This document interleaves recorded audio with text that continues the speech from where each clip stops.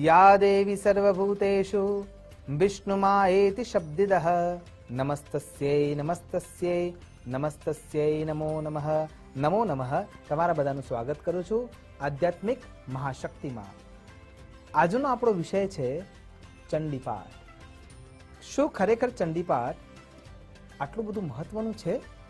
માં જગદંબાના આરાધના માટેનું શ્રેષ્ઠ કોઈ સ્તોત્ર છે તો એ ચંડીપાઠમાં જ નિહિત છે। ચંડીપાઠ 700 મંત્રોથી મંડિત એક વિશેષ પૂજાનો પ્રયોગ છે, જેને કામ્ય પ્રયોગ તરીકે પણ આપણે ઉપયોગમાં લઈ શકીએ છીએ, સત્વ પ્રયોગ તરીકે પણ ઉપયોગમાં લઈ શકીએ છીએ, શાસ્ત્ર સંમત પ્રયોગ તરીકે પણ ઉપયોગમાં લઈ શકીએ છીએ, અને તમારી મનની ઈચ્છાઓની તૃપ્તિ માટે પણ આમાં રહેલા મંત્રો ખરેખર શ્રેષ્ઠ છે।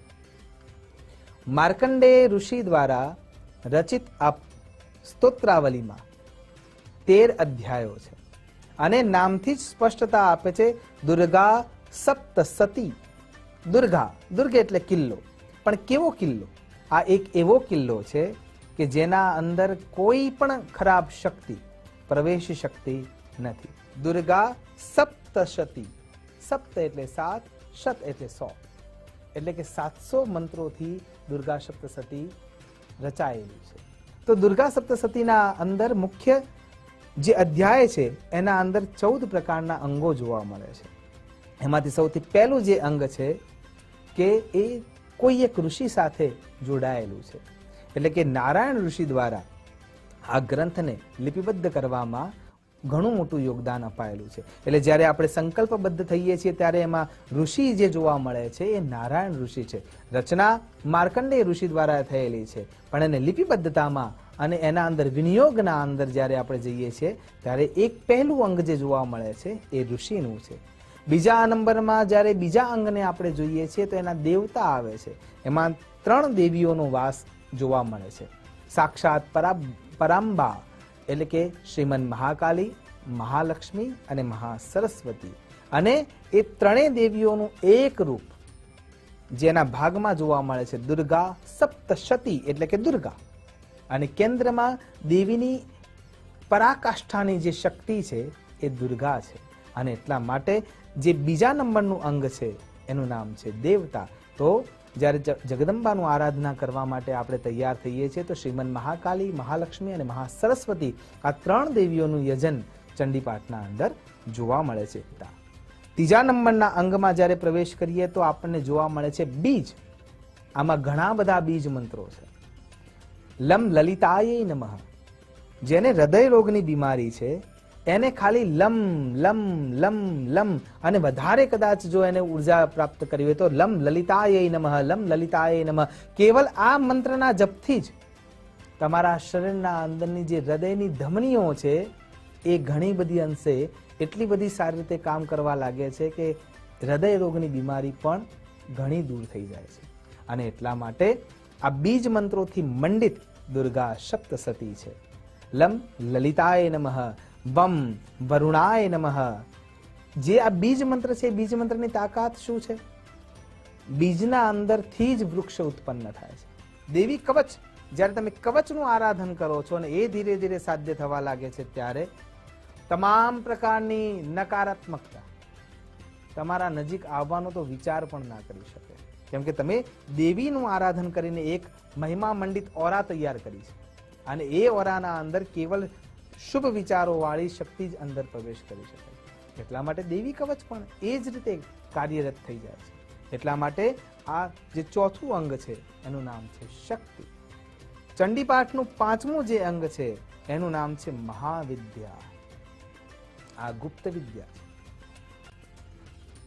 વધારે ઉદ્ઘાટિત ના કરી શકાય એટલા માટે ખૂબ ઓછી સ્પષ્ટતા કરી રહ્યો છું।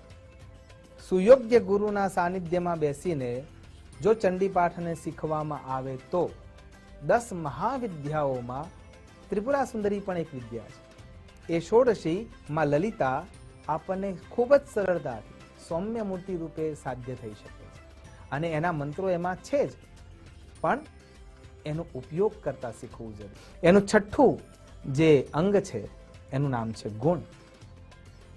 જે સત્વ ગુણ વાળા વ્યક્તિઓ છે એ એને ખૂબ જ સરળતાથી આત્મસાત કરી શકે એમ છે.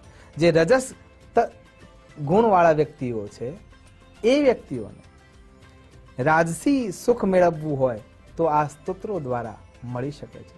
અને જે તમસ પ્રકૃતિના વ્યક્તિઓ છે એમની તામસ વૃત્તિને કંટ્રોલ કરવા માટે પણ આ સ્તોત્રો ખૂબ જ ઉપયોગી થઈ જાય છે. સાતમું એનું અંગ છે એ છે જ્ઞાનેન્દ્રિય. તમારી પંચ કર્મેન્દ્રિય, પંચ જ્ઞાનેન્દ્રિય, 11મું મન, 3 પ્રકારના આંતરિક ગુણો સત્વ, રજસ અને તમસ, પંચ મહાભૂતો, તન માત્રાઓ, આ બધાનું કંટ્રોલ જો કોઈ જગ્યાએથી થતું હોય તો એ છે જ્ઞાનેન્દ્રિયો દ્વારા.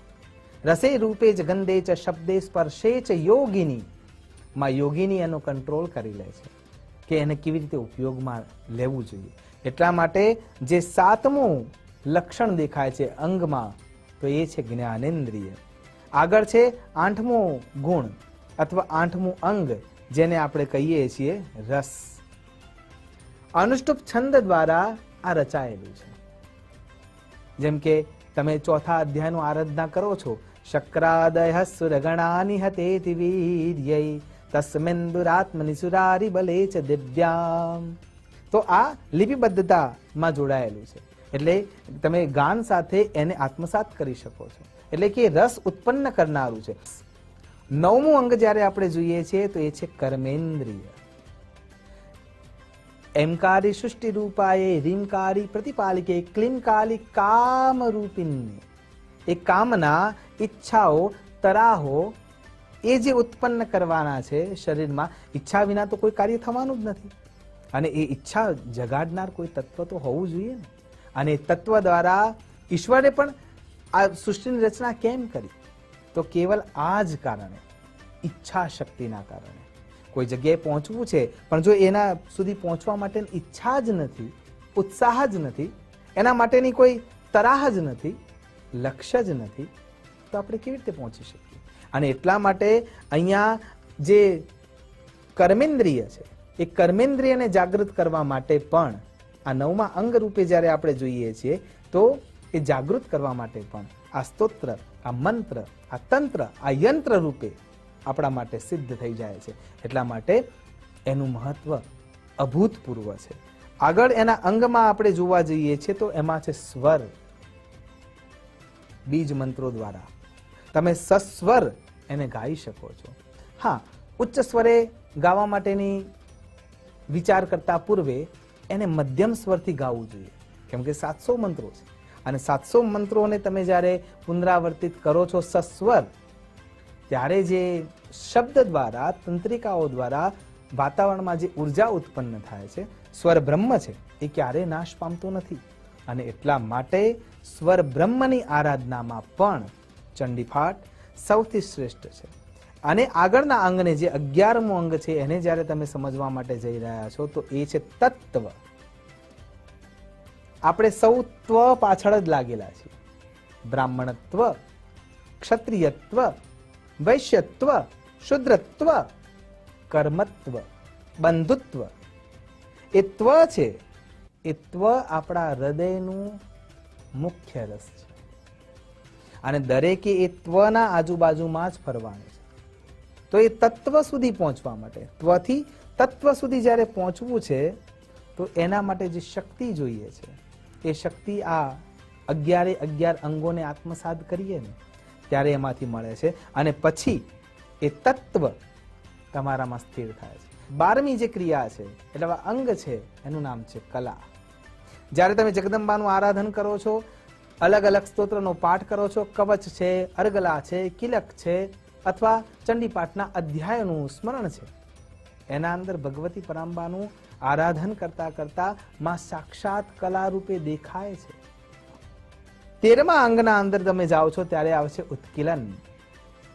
તમામ પ્રકારના આધિ, વ્યાધિ, ઉપાધિ, તાપ, સંતાપ આ બધાનું ઉત્કલન કરી નાખે, દૂર કરી નાખે, નાશ કરી નાખે એ શક્તિ એ ચંડીપાઠમાં નિહિત છે.